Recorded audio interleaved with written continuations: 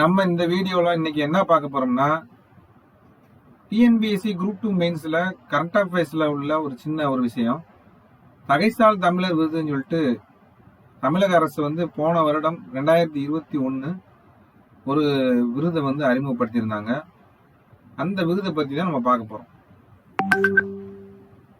இந்த தகைசால் தமிழர் விருது அப்படி என்னன்னா,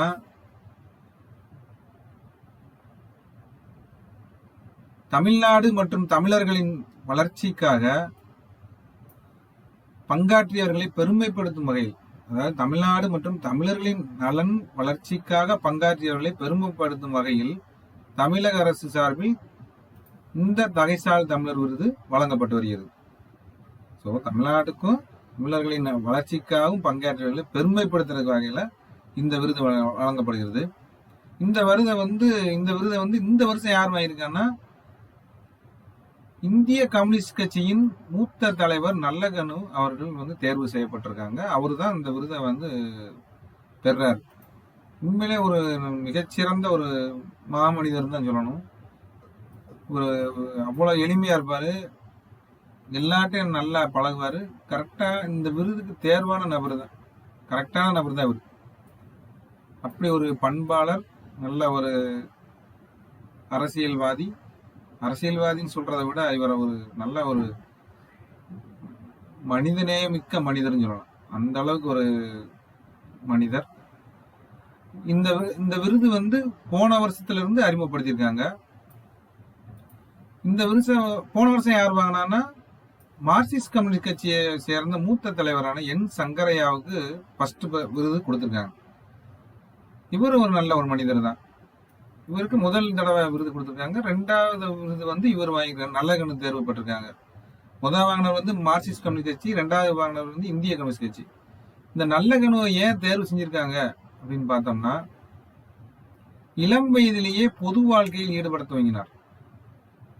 சோ இவர் என்ன, இளம் விடுதலை போராட்ட வீரராக தன்னுடைய இளம் வயதிலே சிறைச்சாலையிலும் தலைமுறை வாழ்க்கையிலும் கழித்திருக்கார். அந்த அளவுக்கு ஒரு இதா இருந்திருக்கார், சிறந்த போராட்ட வீரராகவும் இருந்திருக்கார்.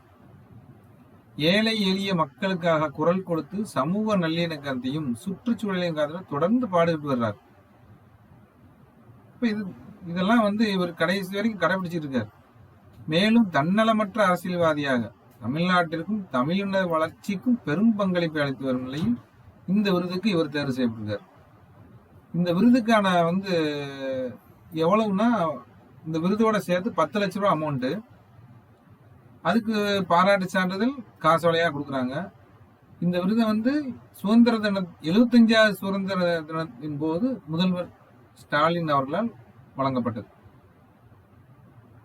இந்த இது 2000 ரூபாய் கொடுக்குறாங்க. முதல் வாங்கினது நம்ம பார்த்தோம். கடந்த முறை சங்கரையா பெற்றவர்கள், இந்த முறை நல்லகண்ணு தேர்வு செய்யப்படலாம். முதல்வர் நிவாரண நிதிக்கு விருது தொகையை தந்த நல்லகண்ணு.